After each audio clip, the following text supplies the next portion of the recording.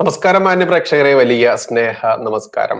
നോക്കൂ, ഞാന് പറയുന്നത് കേട്ട് ആവർത്തന വിരസത തോന്നേണ്ട. കാരണം അത്രയൊരു വലിയൊരു ഉത്തരവാദിത്തം ഏറ്റെടുത്തത് കൊണ്ടാണ് എല്ലാ വീഡിയോയുടെയും ഇൻട്രൊഡക്ഷൻ ആയിട്ട് ഇങ്ങനൊരു ഇത് പറയേണ്ടി വരുന്നത്. നമ്മുടെ എല്ലാം പ്രിയപ്പെട്ട ഒരു സംഘപ്രവർത്തകൻ, ആ സംഘപ്രവർത്തകനെ ഇവിടുത്തെ രാജ്യദ്രോഹി സംഘടനകളായിട്ടുള്ള നിരോധിത സംഘടന പോപ്പുലർ ഫ്രണ്ടും SDP അടക്കമുള്ള ഭീകരന്മാർ കുടുക്കിയ കള്ളക്കേസിൽ ജയിലിലേക്ക് പോകാൻ പാടില്ല എന്നുള്ളത് കൊണ്ട് മാത്രം ഏറ്റെടുത്ത ഒരു ഉത്തരവാദിത്തം. അതുകൊണ്ട് തന്നെ അതിന്റെ വിശദ വിവരങ്ങൾ ഞാനൊരു വീഡിയോ ചെയ്തിട്ടുണ്ട്. അതിന്റെ ആ ലിങ്ക്, ആ വീഡിയോയുടെ ലിങ്ക് ഈ വീഡിയോ കഴിഞ്ഞ ഉടനെ ആദ്യ കമന്റായി ലിങ്ക് പിൻ ചെയ്ത് വെക്കുന്നുണ്ട്. അതെല്ലാവരും ഒന്ന് കാണുക. എന്നിട്ട് ആ സഹോദരനെ, സംഘ സഹോദരനെ സഹായിക്കാൻ പറ്റുന്നവർ സഹായിക്കുക എന്നൊരു ഇൻട്രൊഡക്ഷൻ വീണ്ടും പറയുകയാണ്. ഇത് ഏറ്റെടുക്കുക. വലിയ വലിയ കാര്യങ്ങളെ, വലിയ എമൗണ്ട് വേണ്ടത് കൊണ്ട് നിങ്ങളുടെ അടുത്ത് വീണ്ടും വീണ്ടും പറയല്ലാതെ വേറെ ഒരു വഴിയില്ല. കാരണം നമ്മൾ ഇത്രയും 3 ദിവസത്തിലധികമായിട്ട് ഞാനിത് പറഞ്ഞുകൊണ്ടേ ഇരിക്കുന്നുണ്ട്. ചെറിയൊരു സംഖ്യ മാത്രമാണ് നമുക്ക് കിട്ടിയിട്ടുള്ളത്. അപ്പൊ വലിയൊരു സംഖ്യയാണ് ആവശ്യമുള്ളത് നമ്മൾക്ക്. അതുകൊണ്ട് ഇതിന്റെ ആദ്യ കമന്റ്, പിൻ ചെയ്ത് വെച്ച കമന്റ് എല്ലാവരും ഒന്ന് കാണുക. അതിലൊരു വീഡിയോ ലിങ്ക് ഉണ്ട്. ആ വീഡിയോ ലിങ്കിൽ ക്ലിക്ക് ചെയ്ത് ആ വീഡിയോ കാണുക.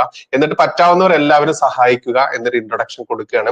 എങ്ങനെയാണ് സർ, എന്തായി വഖഫ് ബില്ല് അവതരണം? എവിടെ വരെ എത്തി? നമ്മുടെ മുനമ്പത്തെ ആളുകൾ അടക്കമുള്ള ഭാരതത്തിൽ അങ്ങോളം ഇങ്ങോളമുള്ള ആളുകളുടെ കണ്ണീരൊപ്പുമോ? എങ്ങനെയാണ് സർ ഇന്നത്തെ അതിന്റെ ആ ഒരു സ്റ്റാറ്റസ്?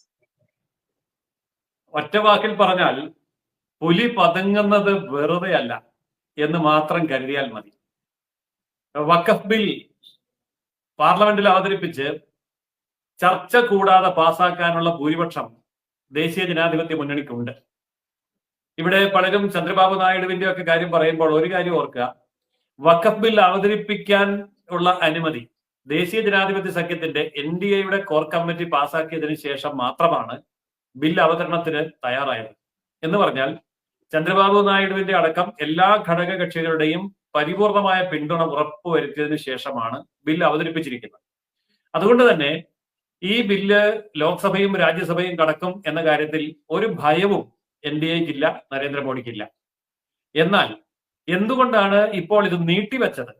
ഈ ലോക്സഭയുടെ ഈ സമ്മേളനത്തിൽ നടക്കില്ല, അടുത്ത സമ്മേളനം വരെ നീണ്ടുപോകാനുള്ള കാരണം ഞാനൊന്ന് വ്യക്തമാക്കാം. അതായത് ഈ വിഷയം ജോയിന്റ് പാർലമെന്ററി കമ്മിറ്റി JPCക്ക് വിടേണ്ട കാര്യമില്ല. ഗവൺമെന്റ് വിടാതെ ചെയ്ത ചില കാര്യങ്ങൾ പറയാം. JPCക്ക് വിടാതെ ചെയ്തത്, മുത്തലാഖ് കൊണ്ടുവന്നു, JPCക്ക് വിട്ടില്ല. അതുപോലെ തന്നെ 370-ാം വകുപ്പ് എടുത്തു കളഞ്ഞു, JPCക്ക് വിട്ടില്ല. CAA കൊണ്ടുവന്നു, JPCക്ക് വിട്ടില്ല. ഇതൊക്കെ, അതുപോലെ തന്നെ കർഷക ബില്ലുകൾ കൊണ്ടുവന്നു, JPCക്ക് വിട്ടില്ല. ഒറ്റയടിക്ക് അങ്ങ് നടപ്പാക്കി. പക്ഷെ വലിയ പ്രക്ഷോഭം ഉണ്ടായി, വലിയ പ്രതിഷേധം ഉണ്ടായി, വലിയ സമരം ഉണ്ടായി. അന്താരാഷ്ട്ര തലത്തിൽ ഏകാധിപത്യ ഭരണമാണ് ഇവിടെ നടക്കുന്നത് എന്നുള്ള ആക്ഷേപം ഉണ്ടായി. എന്നാൽ അതല്ലാതെ ഈ കാര്യം ഒന്ന് ചെയ്തു നോക്കാം, അതുകൊണ്ട് JPCക്ക് വിടാം എന്നുള്ള ആ ഒരു നിർദ്ദേശം സർക്കാർ തന്നെ മുന്നോട്ട് വെച്ചത്. അതായത് ഇത് സംബന്ധിച്ച് പ്രതിപക്ഷത്തിന് ആശങ്കയുണ്ടെന്ന് പറഞ്ഞപ്പോ ഒരു സംശയവും വേണ്ടി വന്നില്ല, ഒരു നിമിഷം ആലോചിക്കാതെ. എന്ന് പറഞ്ഞാൽ നേരത്തെ ആലോചിച്ച് വെച്ചിരുന്നതാണ്. എന്നിട്ട് പറഞ്ഞു, ശരി, JPCക്ക് വിട്ടേക്കാം. എന്താണ് JPC? നമ്മളെ കേൾക്കുന്ന മാന്യ പ്രേക്ഷകർക്ക് അതിന്റെ ഒരു പൂർണ്ണ രൂപം ഞാൻ തരാം. JPC എന്ന് പറയുന്നത് 31 അംഗ കമ്മിറ്റിയാണ്. എല്ലാ JPCയും 31 വേണമെന്നില്ല, 21 എടുക്കാം. അതിൽ ഏറ്റവും വലിയ JPC എന്ന് പറയുന്നത് 31 ഈ 31-ൽ 20 MP-മാർ ലോക്സഭയിൽ നിന്നും 10 MP-മാർ രാജ്യസഭയിൽ നിന്നും വരും. കൂടാതെ ഒരു ചെയർപേഴ്സൺ അല്ലെങ്കിൽ ചെയർമാൻ വരും. ഇവിടെ ജഗദാംബിക പാൽ എന്ന് പറയുന്ന ചെയർമാനാണ് വന്നിരിക്കുന്നത് ലോക്സഭയിൽ നിന്ന്. ഇനി JPCയിലെ അംഗങ്ങളെ തിരഞ്ഞെടുക്കുന്നത് എങ്ങനെയാണ്? തീർച്ചയായും ഗവൺമെന്റ് അല്ല JPCയിലെ അംഗങ്ങളെ തിരഞ്ഞെടുക്കുന്നത്. JPC പ്രഖ്യാപിച്ചാൽ, ജോയിന്റ് പാർലമെന്ററി കമ്മിറ്റി പ്രഖ്യാപിച്ചാൽ അതിന്റെ അംഗങ്ങളെ തിരഞ്ഞെടുക്കുന്നത് പാർലമെന്റിൽ അംഗസംഖ്യയുള്ള രാഷ്ട്രീയ പാർട്ടികളുടെ അംഗബലത്തിന്റെ ശതമാനം കണക്കെടുത്തിട്ട് 30-ലേക്ക് ചുരുക്കണം. ഇതൊരു പ്രധാന പോയിന്റാണ്, 30-ലേക്ക് ചുരുക്കണം. എന്ന് പറഞ്ഞാൽ എത്ര ശതമാനം അംഗങ്ങളാണ് BJPക്കുള്ളത്, അതിന് ആനുപാതികമായിട്ട് ഈ 30-നകത്ത് BJP അംഗങ്ങളുടെ ശതമാനം വരും. കോൺഗ്രസിന് എത്ര പേരാണുള്ളത്, അതിന്റെ എണ്ണത്തിന് ആനുപാതികം. ഇപ്പൊ കോൺഗ്രസിന് 100 പേരുണ്ട്. 543 അംഗ ലോക്സഭയില് ഈ പറഞ്ഞ തുകയും ഈ പറഞ്ഞ സംഖ്യയും 245 രാജ്യസഭയും കൂടി ചേർക്കുമ്പോൾ ഒന്നിച്ചു വരുന്ന സംഖ്യ, അതിന്റെ പെർസെന്റേജും ഈ ജയിച്ചു വന്ന കോൺഗ്രസ് എം പിമാരുടെ പെർസെന്റേജും വെച്ചിട്ടാണ് എത്ര കോൺഗ്രസ് എം പിമാരെ JPC ഉൾപ്പെടുത്തണം എന്ന് തീരുമാനിക്കുന്നത്. അത് രാജ്യസഭയിലും ലോകസഭയിലും. ഇങ്ങനെ വരുമ്പോൾ ഈ ശതമാനം കണക്ക് തെറ്റിക്കാൻ പറ്റില്ല. അപ്പൊ കോൺഗ്രസിന് എത്ര എം പിമാരുണ്ട്? ലോക്സഭ പ്ലസ് രാജ്യസഭ എന്ന് നോക്കുമ്പോൾ 100 ലോക്സഭയും 30 രാജ്യസഭയുമാണ് കോൺഗ്രസിനുള്ളത്. അപ്പൊ 130 ടോട്ടൽ. ഇതുപോലെ ഓരോ പാർട്ടിയുടെയും എടുക്കും. അങ്ങനെ പാർട്ടിയുടെ എടുക്കുമ്പോൾ അതിനാനുപാതികമായിട്ട് BJP എം പിമാര് വരും, ലോക്സഭയിൽ നിന്നും വരും, രാജ്യസഭയിൽ നിന്ന് വരും. കോൺഗ്രസ് എം പിമാര് വരും, ലോക്സഭയിൽ നിന്ന് വരും, രാജ്യസഭയിൽ നിന്ന് വരും. തൃണമൂൽ കോൺഗ്രസിന്റെ വരും. ഇങ്ങനെ ഓരോ പാർട്ടികളുടെയും വരും. ഇങ്ങനെ വന്ന് എപ്പോഴാണോ ഇത് 30 ആകുന്നത് അപ്പോൾ അവിടെ സ്റ്റോപ്പാണ്. കാരണം 30 അംഗങ്ങളെ പറ്റുള്ളൂ. അത് കഴിഞ്ഞാൽ വേറെ ചില പാവപ്പെട്ട ഗതികെട്ട പാർട്ടികളുണ്ട്. ഒരു MP അല്ലെങ്കിൽ ഒരു ലോക്സഭ MP, ഒരു രാജ്യസഭ MP, ഇങ്ങനെയൊക്കെ നിൽക്കുന്ന പാർട്ടികൾക്ക് ഒന്നും കിട്ടുകയല്ല. അതുകൊണ്ടാണ് CPI പുറത്തുപോയി, CPM പുറത്തുപോയി, കേരള കോൺഗ്രസ് മാണി പുറത്തുപോയി, മുസ്ലിം ലീഗ് പുറത്തുപോയി. കാരണം അവർക്ക് 1ഉം 1.5 പൊട്ടും പൊടിയൊക്കെ ഉള്ളൂ. അവർ ഈ 30-നകത്ത് കയറുകയല്ല. എന്നാൽ ഇവരെയും കൂടെ കയറ്റാൻ മേലെന്ന് ചോദിച്ചാൽ JPCയുടെ മെമ്പർഷിപ്പ് ഒരു 150 ആക്കേണ്ടി വരും. കാരണം ഒരു അംഗമുള്ള 20ഓളം രാഷ്ട്രീയ പാർട്ടികൾ ലോക്സഭയിലുണ്ട്. ഇവരെ മുഴുവൻ കയറ്റാൻ പറ്റുന്ന കാര്യമല്ല. അതുകൊണ്ടാണ് ജോയിന്റ് പാർലമെന്ററി കമ്മിറ്റിക്ക് ഒരു ലിമിറ്റഡ് നമ്പർ വെച്ചിരിക്കുന്നത്. അതിന്റെ മാക്സിമം എന്ന് പറയുന്നത് 30 പ്ലസ് ചെയർമാൻ 31. ഇത് ക്ലിയർ ആണല്ലോ. ഇങ്ങനെ തീരുമാനിച്ചു കഴിഞ്ഞാൽ ഈ തീരുമാനം എടുക്കുന്നത് പാർലമെന്റാണ്. പാർലമെന്റ് തീരുമാനമെടുത്തു കഴിഞ്ഞാൽ ഗവൺമെന്റിന്റെ റോള് തീർന്നു. ഗവൺമെന്റ് പറയുന്നത് ഇത്രയേ ഉള്ളൂ, ജോയിന്റ് പാർലമെന്ററി കമ്മിറ്റിക്ക് വിടാം എന്ന് പറഞ്ഞാൽ പിന്നെ ഗവൺമെന്റ് അവിടെ തീർന്നു. പിന്നെ ലോക്സഭ സ്പീക്കറാണ് അല്ലെങ്കിൽ രാജ്യസഭ അധ്യക്ഷനാണ് അതാത് സഭകളിൽ ഇത് കോൺസ്റ്റിറ്റ്യൂട്ട് ചെയ്യാനുള്ള അധികാരി. അങ്ങനെ കോൺസ്റ്റിറ്റ്യൂട്ട് ചെയ്യുമ്പോൾ ഓരോ പാർട്ടിയുടെയും പാർലമെന്ററി പാർട്ടി ലീഡറെ വിളിക്കും. ഇപ്പൊ കോൺഗ്രസ് പാർലമെന്ററി പാർട്ടി ലീഡറെ വിളിച്ചിട്ട് പറയും 30 അംഗ JPCയിലേക്ക് ലോക്സഭയിൽ നിന്ന് നിങ്ങൾ എത്ര പേരെ ആരെയൊക്കെയാണ് തരുന്നത്, അല്ലെങ്കിൽ രാജ്യസഭയിൽ നിന്ന് ആരെയൊക്കെയാണ് തരുന്നത്, ലിസ്റ്റ് തരാൻ പറയും. അങ്ങനെ ലിസ്റ്റ് കൊടുക്കുന്നു. ആ ലിസ്റ്റ് അനുസരിച്ച് ഇത് കോൺസ്റ്റിറ്റ്യൂട്ട് ചെയ്യുന്നു.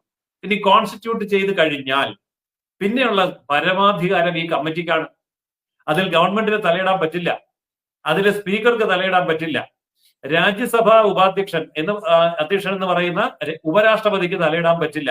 യാതൊരു അധികാരവുമില്ല. അത്രമാത്രം പവർഫുൾ ബോഡിയാണ് ജോയിന്റ് പാർലമെന്ററി കമ്മിറ്റി. ഈ ജോയിന്റ് പാർലമെന്ററി കമ്മിറ്റി എടുക്കുന്ന ഏത് തീരുമാനത്തെയും പാർലമെന്റിന്റെ മുമ്പിൽ അവർ അവതരിപ്പിക്കണം. അതിൽ യാതൊരു വെള്ളം ചേർക്കാൻ പറ്റില്ല. അതിൽ റെസ്ട്രിക്ഷൻസും തടസ്സവാദങ്ങളും ഒന്നുമില്ല. നേരെ പാർലമെന്റിൽ കൊണ്ട് അവതരിപ്പിക്കാം എന്ന് മാത്രമേ ഉള്ളൂ. ഇങ്ങനെയുള്ള ജോയിന്റ് പാർലമെന്ററി കമ്മിറ്റി ഉണ്ടാക്കിയപ്പോൾ മലയാളികൾ അറിഞ്ഞിരിക്കേണ്ട ഒരു വലിയ കാര്യമുണ്ട്. ഈ കോൺഗ്രസിന്റെ ഏതെങ്കിലും ഒരു MP ജോയിന്റ് പാർലമെന്ററി കമ്മിറ്റിയിൽ ലോകസഭയിലും രാജ്യസഭയിലും കേരളത്തിൽ നിന്ന് വന്നിട്ടില്ല. എന്തുകൊണ്ട് വന്നില്ല? രാഹുൽ ഗാന്ധിയെ ജയിപ്പിച്ചത് കേരളത്തിൽ നിന്ന്, പ്രിയങ്കയെ ജയിപ്പിച്ചത് കേരളത്തിൽ നിന്ന്, കോൺഗ്രസിന്റെ 3ാം സ്ഥാനക്കാരനായിട്ട് നിൽക്കുന്ന, അതായത് മല്ലികാർജുന ഖാർഗെയും രാഹുൽ ഗാന്ധിയും കഴിഞ്ഞാൽ പിന്നെ 3ാം സ്ഥാനത്ത് നിൽക്കുന്ന വേണുഗോപാൽ ജയിച്ചത് കേരളത്തിൽ നിന്ന്. പിന്നെ മഹാരഥന്മാർ മുഴുവൻ ഇവിടുന്നാണല്ലോ. ഇന്ത്യയിലെ കോൺഗ്രസിന് ഏറ്റവും കൂടുതൽ MP-മാരുള്ള സംസ്ഥാനം കേരളം. എന്നിട്ട് പോലും ജോയിന്റ് പാർലമെന്ററി കമ്മിറ്റിയിൽ വഖഫ് ബോർഡിന്റെ വഖഫ് നിയമ ഭേദഗതിക്ക് വേണ്ടിയുള്ള ജോയിന്റ് പാർലമെന്ററി കമ്മിറ്റിയിൽ കേരളത്തിൽ നിന്ന് ഇന്ത്യ മുന്നണിയുടെ 28 MP-മാരുണ്ട്. സുരേഷ് ഗോപി ഒഴിച്ചാൽ ബാക്കി 28. ഈ 28 MP-മാരില് ഒരാൾ പോലും വന്നില്ല എന്ന് പറഞ്ഞാൽ അത് പരിപൂർണമായ അട്ടിമറിയാണ്, ഒത്തുകളിയാണ്. ഇവർക്ക് ഇത്ര ആത്മാർത്ഥത ഉണ്ടെങ്കിൽ ജോയിന്റ് പാർലമെന്ററി കമ്മിറ്റിയിൽ കേരളത്തിൽ നിന്ന് ഹൈബി ഈഡനെ വെക്കണ്ടേ? കാരണം മുനമ്പ ഇഷ്യൂ കത്തി നിൽക്കുന്നിടത്ത് കോൺഗ്രസ് MP ആണല്ലോ. ഹൈബി ഈഡനെ വെക്കണ്ടേ? ഇനി ഹൈബി ഈഡനെ വെക്കണമെന്നില്ല, ആരെങ്കിലും വെക്കണ്ടേ? വെച്ചിട്ടില്ല. അപ്പൊ ഇതാണ് ഇതിന്റെ ഒരു ഘടന. ഈ ഘടന രൂപീകരിച്ചു കഴിഞ്ഞാൽ പിന്നെ അവര് അന്വേഷണം നടത്തും. ഈ അന്വേഷണം അവരുടെ ഇഷ്ടം അനുസരിച്ചാണ്. സംസ്ഥാനങ്ങൾ സന്ദർശിക്കാം, സ്ഥലങ്ങൾ സന്ദർശിക്കാം, ഡൽഹിയിൽ ഇരുന്ന് അന്വേഷണം നടത്താം, ഏത് രീതിയിലും അവർക്ക് ചെയ്യാം. ഉദ്യോഗസ്ഥന്മാരുടെ സഹായം തേടാം, എന്ത് വേണമെങ്കിലും ചെയ്യാം. അവരിപ്പോൾ ഇതിനെ സംബന്ധിച്ചുള്ള സന്ദർശനങ്ങൾ നടത്തിക്കൊണ്ടിരിക്കുന്ന സമയമാണ്. ഈ സമയത്ത് ജോയിന്റ് പാർലമെന്ററി കമ്മിറ്റി കൂടി, കഴിഞ്ഞ ദിവസം കൂടി. അങ്ങനെ കൂടിയപ്പോൾ അതിലെ പ്രതിപക്ഷ അംഗങ്ങൾ വളരെ വലിയ ബഹളം വെച്ചു. അവർ പറഞ്ഞു സമയം തികയുന്നില്ല. സർക്കാർ വളരെ തിടുക്കപ്പെട്ട് ഈ ശീതകാല സമ്മേളനത്തിൽ ഇപ്പോൾ തന്നെ അവതരിപ്പിക്കാൻ ശ്രമിക്കുകയാണ്. അതുകൊണ്ട് വിഷയങ്ങളുടെ ആഴങ്ങളിലേക്ക് പോകാൻ സമയം കിട്ടുന്നില്ല. ഇന്ത്യയിലെ വിവിധ ഭാഗങ്ങൾ സന്ദർശിച്ചുകൊണ്ട് തെളിവെടുക്കാൻ സമയം കിട്ടുന്നില്ല. ഇതിന് അഫക്റ്റഡ് ആയിട്ടുള്ള ഇരയായിട്ടുള്ള ആൾക്കാരുടെ അഭിമുഖം എടുക്കാനും അവരുടെ അഭിപ്രായങ്ങൾ ശേഖരിക്കാനും സമയം കിട്ടുന്നില്ല. അതുകൊണ്ട് ഇത് തട്ടിക്കൂട്ട് കമ്മിറ്റിയാണ്. ഈ കമ്മിറ്റിയെ പ്രവർത്തിക്കാൻ ഗവൺമെന്റ് അനുവദിക്കാത്തത് കൊണ്ട് ഞങ്ങൾ സമരം പ്രഖ്യാപിക്കുന്നു എന്ന് പറഞ്ഞ് വാക്കൌട്ട് നടത്തി. അതായത് പ്രതിപക്ഷ അംഗങ്ങൾ വാക്കൌട്ട് നടത്തി.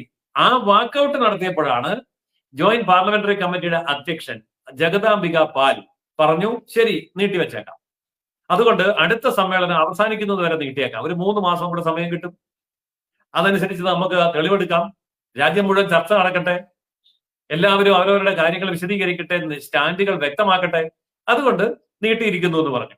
ഈ നീട്ടിയപ്പോൾ ഇപ്പൊ വെട്ടിലായത് ആരാണ്? വെട്ടിലായത് കോൺഗ്രസ് ആണ്, കമ്മ്യൂണിസ്റ്റ് ആണ്. ചാടി പുറപ്പെട്ട് ഇപ്പൊ ശരിയാക്കി കളയാമെന്നും പറഞ്ഞ് മുനമ്പത്ത് സമരത്തിന് ഇറങ്ങിയവരടക്കം വെട്ടിലായി.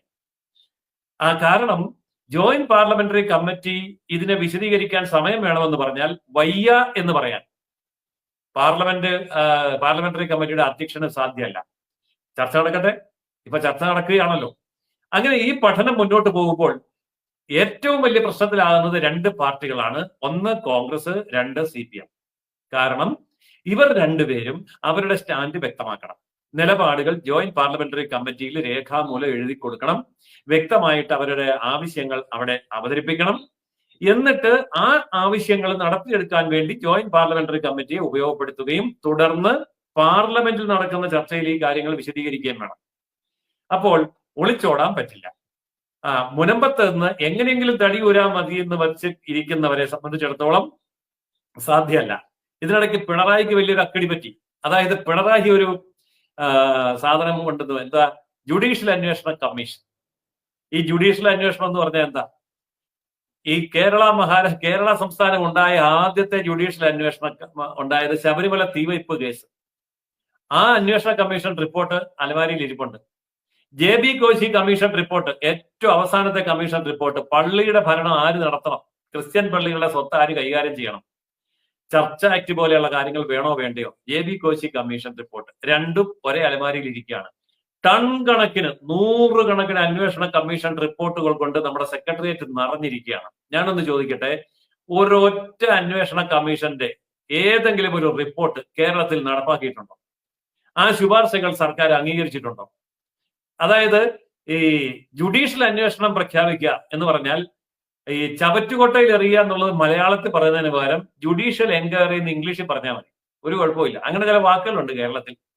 അതായത് തെണ്ടി തിന്നുക എന്ന് മലയാളത്തിൽ പറയുന്ന മോശമായതുകൊണ്ട്, ചൂത് കളിക്കുക എന്ന് പറയുന്ന മോശമായതുകൊണ്ട് അതിന് ലോട്ടറി എന്ന് ഇംഗ്ലീഷ് വിളിക്കും എന്ന് പറഞ്ഞ ഒരു സംഭവമാണ് ചവറ്റുകൊട്ടയിൽ കളയുക എന്നുള്ളതാണ് ഈ ജുഡീഷ്യൽ എൻക്വയറി. ജനത്തിന്റെ കണ്ണിൽ മണ്ണിടുന്ന പരിപാടിയാണ്. ഇന്നലെ ഞാൻ മുനമ്പം സമരത്തിന്റെ നേതാക്കളുമായിട്ട് ഒന്നിച്ച് വേറൊരു ചാനലിൽ ചർച്ചയ്ക്കിരിക്കുമ്പോൾ അവർ ഭയങ്കര ഹാപ്പിയാണ്.